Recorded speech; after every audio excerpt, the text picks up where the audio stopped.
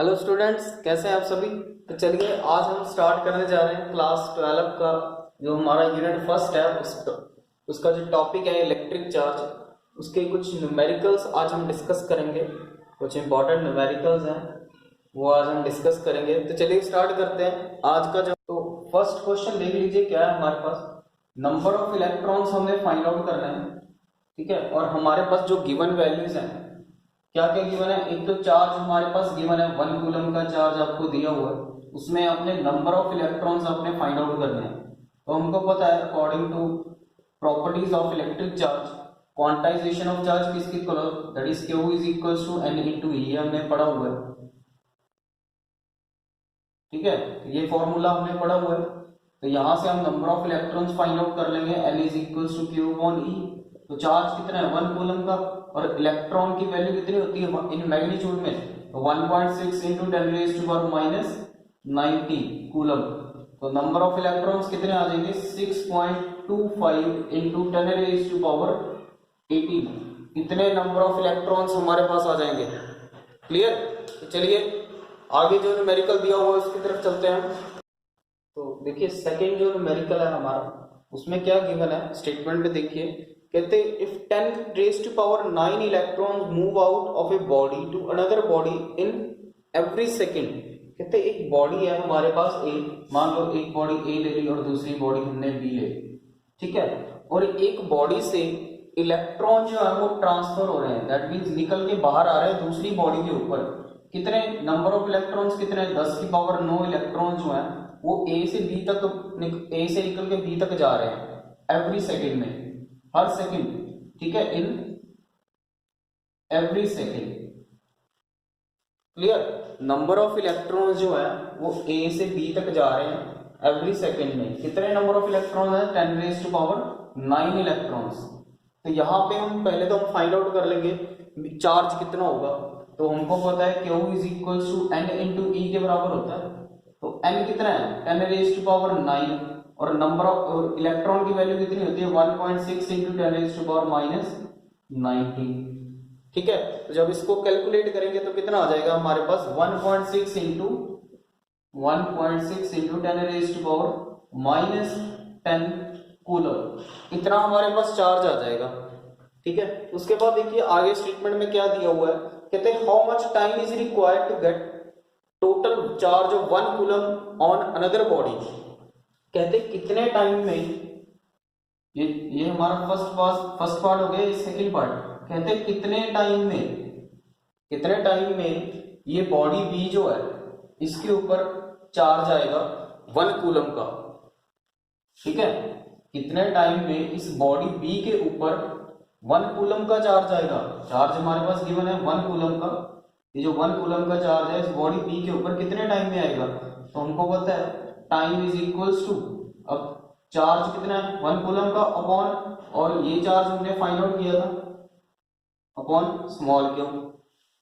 Values put कर देंगे हमारे पास टाइम आ जाएगा, ठीक है। 1 coulomb divided by 1.6 into 10 raised to power minus 10, ठीक है। तो यहां से हम टाइम फाइंड आउट कर लेंगे। तो आपका टाइम आ जाएगा 6.25 into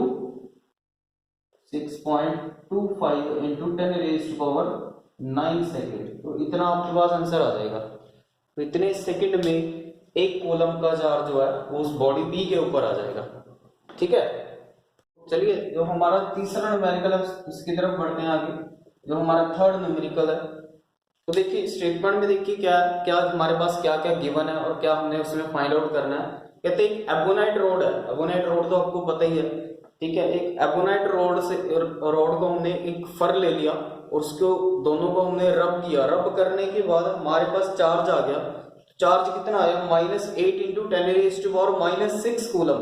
कितना चार्ज आया हमारे पास -8 into 10 raised to power 6 coulomb. तो इतना हमारे पास चार्ज आया, सॉरी -6 है, -6 कूलम। इतना हमारे पास चार्ज आ गया। हमने फाइंड आउट क्या करना है। कहते हैं नंबर ऑफ इलेक्ट्रॉन्स कितने ट्रांसफर होंगे, कितने नंबर ऑफ इलेक्ट्रॉन जो है वो ट्रांसफर होंगे। ये हमने फर्स्ट इक्वेशन में हमने फाइंड आउट करना है फर्स्ट पार्ट में। तो सबसे पहले हम पार्ट 1 की बात करें तो नंबर ऑफ इलेक्ट्रॉन्स हमने निकालने हैं, तो हमको वही same quantization of charge that is Q is equals to N into E. तो N is equals to Q upon E. तो चार्ज हमारे पास गिवन है -8 इंटू 10⁻⁻�6 और इलेक्ट्रॉन की वैल्यू तो आपको पता ही है 1.6 इंटू 10⁻⁻19 कूलम। तो अब हम यहाँ पे जो इलेक्ट्रॉन की वैल्यू है वो हम यहाँ पे नेगेटिव में लेंगे, बिकॉज चार्ज हमारे पास नेगेटिव में गिवन है और हमने number of electrons find out करेंगे हम पॉजिटिव में। ठीक है, तो 1-1.6 इंटू 10⁻⁻19। ठीक है, तो इतनी वैल्यू होती है इलेक्ट्रॉन की।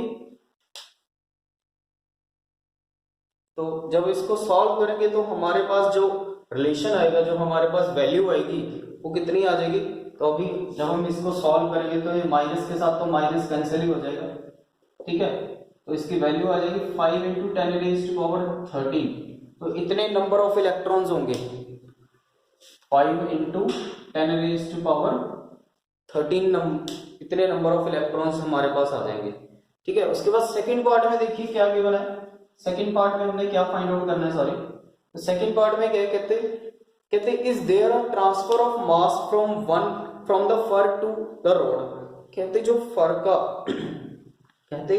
जो फर है उसका जो मास है वो मास क्या ट्रांसफर होगा रोड के ऊपर। अगर होगा तो कितना होगा, कैसे होएगा। ठीक है, तो वो मास हमने फाइंड आउट करना है। तो देखिए इसमें क्या करेंगे, हमको पता है इलेक्ट्रॉन का मास कितना होता है, मास ऑफ इलेक्ट्रॉन। तो इलेक्ट्रॉन का मास कितना है, ये वैल्यूज मैंने आपको पहले मैं बता चुका हूं, तो आपको पता होगी इसकी वैल्यू। तो कितनी होगी 9.1 इंटू 10⁻⁻31 kg। हमको पता है इलेक्ट्रॉन का मास इतना होता है। ठीक है, तो हमने फाइंड आउट क्या करना है, कितना मास ट्रांसफर हुआ एबोनाइट रोड के ऊपर। जो एबोनाइट रोड है उसके ऊपर फर का जो मास है, टोटल मास है, कितना ट्रांसफर होगा। ठीक है, तो वो हम मास, तो मान लीजिए मेरे पास जो मास मैं लेट कर लेता हूं, let small m is the mass of the fur. तो स्मॉल m मैंने लेट कर लिया मास, इसका ये फर का हमारा मास हो गया। ठीक है, तो फर का मास नहीं लेंगे, ये हम इलेक्ट्रॉन का मास लेंगे यहाँ पे। ठीक है, तो मान लीजिए यहाँ पे हमने इलेक्ट्रॉन का मास ले लिया, m is the mass of the electron, small m हमने लेट कर लिया। और हमारे पास और क्या गिवन है, नंबर ऑफ इलेक्ट्रॉन्स भी हमारे पास गिवन है जो हमने यहाँ पे फाइंड आउट किया है। ठीक है, तो हमारे पास हमने क्या करना है, टोटल मास फाइंड आउट करना है। तो टोटल मास जो है वो किसके इक्वल होगा, स्मॉल m इंटू n। तो स्मॉल m क्या है, मास ऑफ द इलेक्ट्रॉन, और स्मॉल n क्या है, नंबर ऑफ इलेक्ट्रॉन्स। तो कैपिटल M ये टोटल मास हो गया। कितना मास फर का, तो यहाँ पे मैं लिख देता हूँ, आपको यहाँ पे पता लग जाएगा। फर टू एबोनाइट रोड। ठीक है, टोटल मास ट्रांसफर हो रहा है फर टू एबोनाइट रोड के ऊपर। ठीक है, तो वो कितना ट्रांसफर हुआ, फर से एबोनाइट रोड की तरफ ट्रांसफर हो रहा है, कितना ट्रांसफर होगा। तो इसको हम कैलकुलेट कर देंगे। तो मास कितना है हमारे पास, तो मास है 9.1 into 10⁻31 into number of electrons कितने हैं हमारे पास 5 इंटू 10⁻13। तो जब हम इसको कैलकुलेट करेंगे, कैलकुलेट करने के बाद हमारे पास जो वैल्यू आएगी वो वैल्यू आ जाएगी 4.5 इंटू 10⁻17 kg। तो हमको पता है जो मास है वो kg में होता है। तो 4.5 इंटू 10⁻17 kg हमारे पास इसका रिजल्ट आ जाएगा। चलिए जो हमारा अगला क्वेश्चन है, नेक्स्ट हमारा जो न्यूमेरिकल है, फोर्थ न्यूमेरिकल, हम उसको सॉल्व करने जा रहे हैं। तो देखिए क्या है स्टेटमेंट, कहते हैं how much positive and negative charge is there in 180 gram of water. कहते कितने पॉजिटिव और नेगेटिव चार्ज होंगे। ठीक है, तो हमें यहाँ पे पानी का वो मास दिया हुआ है, यहाँ पे वाटर का जो हमारे पास मास है मास ऑफ वाटर हमारे पास गिवन है 180 ग्राम। ठीक है, तो हमने फाइंड आउट करना है पॉजिटिव और नेगेटिव चार्ज कितने होंगे टोटल। तो हमको पता है भी, अगर हम बात करें सबसे पहले तो हमको गिवन में क्या है, मास ऑफ वाटर हमारे पास गिवन है।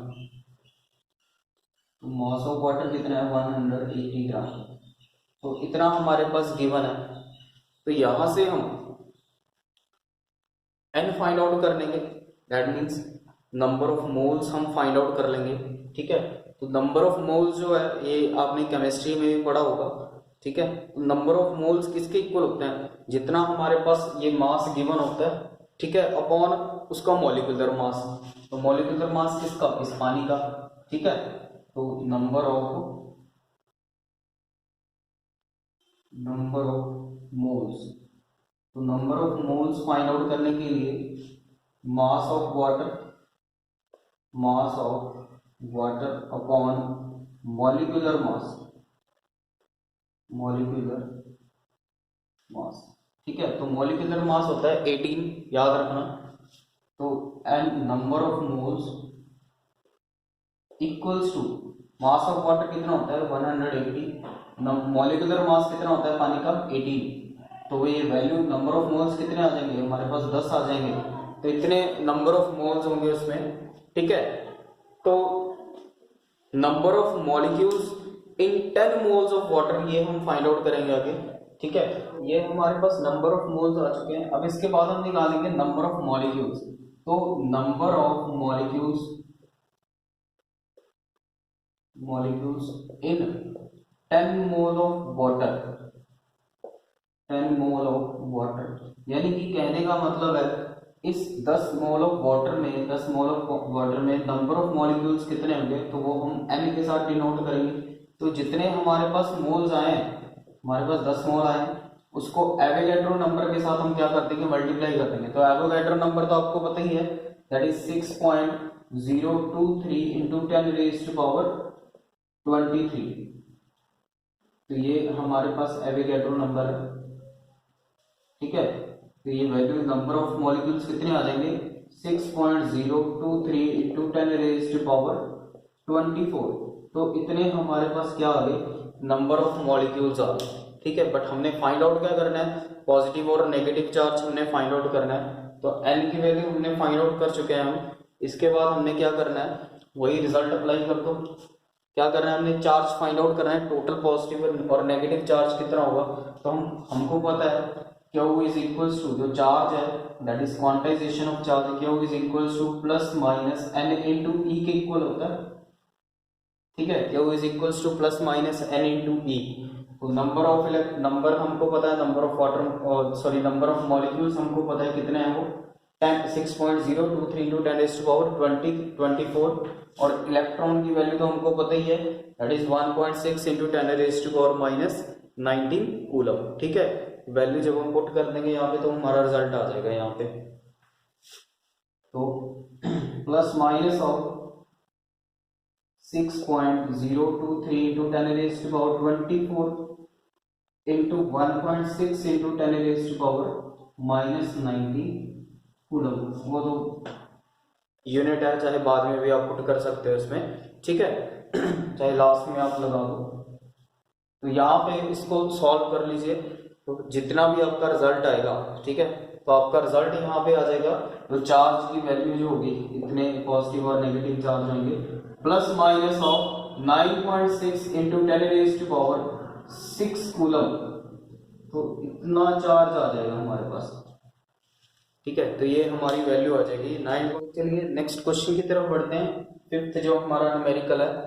तो क्या कहते हैं, 3 small identical balls having charges -3 into 10 raise to power -12 coulomb, 8 into 10 raise to power -12 and 4 into 10 raise to power -12। कहते 3 आइडेंटिकल बॉल्स हैं, स्मॉल आइडेंटिकल बॉल्स, एक जैसी बॉल्स हैं। ठीक है, तो मान लो बॉल ए होगी हमारे पास फर्स्ट, ये सेकंड और ये थर्ड, एक जैसी बॉल्स हैं और इनके ऊपर हमारे पास चार्ज गिवन है। तो फर्स्ट बॉल का चार्ज कितना है -3 into 10 raise to power -12 coulomb. Second ball का चार्ज कितना है 8 इंटू 10 रेज़ टू पावर -12। ठीक है, और दूसरा भी हमारे थर्ड हमारे पास गिवन है 4 इंटू 10⁻⁻12 कूलम। तो यहाँ पे हमको 3 आइडेंटिकल्स बॉल गिवन है और उसका हमको चार्जेस भी गिवन है। कहते they are brought in contact and then separated. पहले तो वो एक दूसरे के कॉन्टैक्ट में है एक दूसरे के, फिर उसके बाद वो अलग हो गए। तो हमने फाइंड आउट क्या करना है, हमने फाइंड आउट करना है, कहते हर बॉल के ऊपर कितना चार्ज आया, ईच बॉल के ऊपर कितना चार्ज आया, और दूसरा हमने फाइंड आउट करना है नंबर ऑफ इलेक्ट्रॉन्स। ठीक है, तो नंबर ऑफ इलेक्ट्रॉन्स भी हमने फाइंड आउट करने हैं, और सबसे पहले हमने फाइंड आउट करना है भी हर बॉल के ऊपर कितना चार्ज आएगा जब वो एक दूसरे के कांटेक्ट में है और फिर से वो अलग हो गए। ठीक है, तो फर्स्ट केस में हमने क्या करना है, चार्ज फाइंड आउट करना है। तो वही तीनों का चार्ज हमारे पास गिवन है, तो टोटल चार्ज कितना होगा, यानी कि एवरेज हम कैसे फाइंड आउट करते थे, हमने हर बॉल के ऊपर, ईच बॉल के ऊपर चार्ज फाइंड आउट करना है। तो हम यहाँ पे एवरेज की तरह हम उसको फाइंड आउट कर लेंगे, दैट मीन्स फाइनल चार्ज हम फाइंड आउट कर लेंगे। ठीक है, तो Q is equals to Q1 plus Q2 plus Q3 upon 3। ठीक है, तो ऐसे हम फाइंड आउट कर लेंगे। तो जितना भी हमारे पास कैलकुलेट करके रिजल्ट आएगा, तो देखिए कितना आ जाएगा रिजल्ट। तो ये हमारे पास होगा 9 इंटू 10⁻⁻12 अपॉन 3। तो यहाँ पे हमारे पास जो वैल्यू आएगी वो चार्ज की वैल्यू कितनी आ जाएगी, that is 3 into Q is equals to 3 into 10⁻⁻12 coulomb. तो हर बॉल के ऊपर कितना चार्ज आ जाएगा, फाइनल चार्ज जो हर बॉल के ऊपर आएगा वो कितना आएगा, 3 इंटू 10⁻⁻12। अब उसके बाद हमने फाइंड आउट क्या करना था, हमने फाइंड आउट करना था नंबर ऑफ इलेक्ट्रॉन्स में फाइंड आउट करने थे। तो वही सेम जो मैंने आपको बताया था, क्वांटाइजेशन ऑफ चार्ज का रिलेशन था, Q is equals to N into E। तो N is equals to Q upon E। तो यहाँ से हम number of electrons find out कर लेंगे। तो चार्ज कितना था हमारे पास, 3 इंटू 10⁻⁻12, और इलेक्ट्रॉन की वैल्यू कितनी है, 1.6 इंटू 10⁻⁻90। तो जब इसको आप कैलकुलेट करेंगे तो आपके पास नंबर ऑफ इलेक्ट्रॉन्स भी आ जाएंगे। ठीक है, तो नंबर ऑफ इलेक्ट्रॉन्स कितने आएंगे आपके पास यहाँ पे, दैट इज 1.8 या 7 जो भी है, 8 इंटू 10⁻⁷। इतने नंबर ऑफ इलेक्ट्रॉन्स हमारे पास आ जाएंगे। ठीक है, तो नेक्स्ट चलते हैं हम अगले क्वेश्चन की तरफ। नेक्स्ट 6th जो हमारा न्यूमेरिकल है उसकी तरफ चलते हैं। देखिए क्या स्टेटमेंट क्या है उसकी, कहते हैं what is the force between two small charge sphere having charge of 2 into 10⁻⁻7 coulomb and 3 into 10⁻⁻7 coulomb placed 30 centimeter apart in air। तो हमारे पास दो चार्जेस गिवन है, दैट मीन्स दो स्मॉल चार्ज स्फीयर है और उनके ऊपर का चार्ज हमारे पास गिवन है।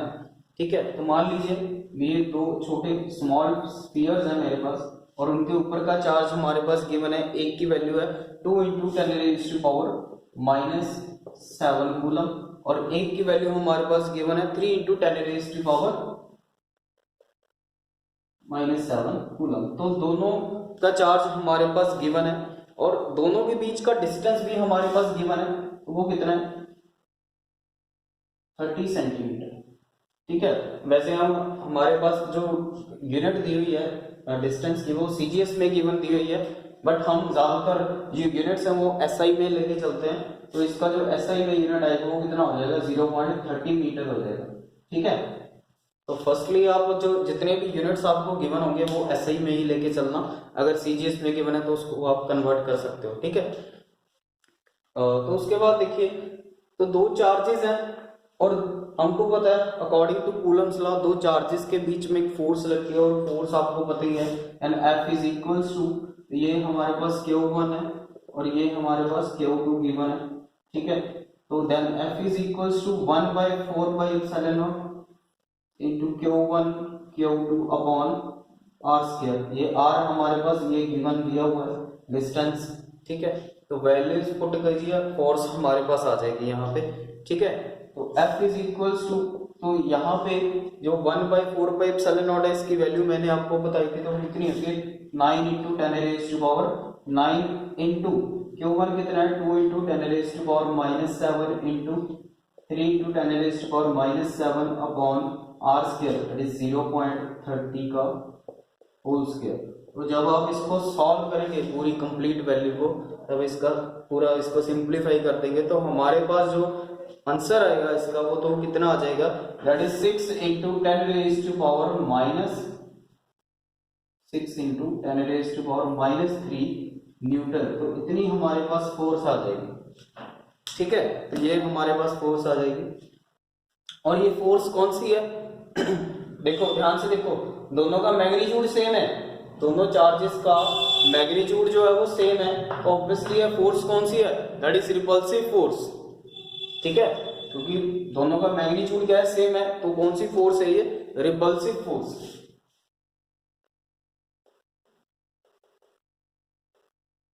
तो कई बार क्वेश्चन में आपको पूछ सकते हैं कि फोर्स कौन सी है, तो आप बता सकते हो, चाहे वो रिपल्सिव फोर्स है चाहे वो अट्रैक्टिव फोर्स है, जैसे मर्जी आपको पूछ सकते हैं क्वेश्चन में, ठीक। तो आज के लिए वीडियो बस इतना ही। बाकी के न्यूमेरिकल्स मैंने आपकी प्रैक्टिस के लिए छोड़े हैं, आप उनके प्रैक्टिस करना। बाकी के जो आगे वाले जितने भी न्यूमेरिकल्स हमारे रहते हैं 7, 8 और 9, ठीक है। तो मिलेंगे बहुत जल्द नेक्स्ट वीडियो के साथ। Thank you so much.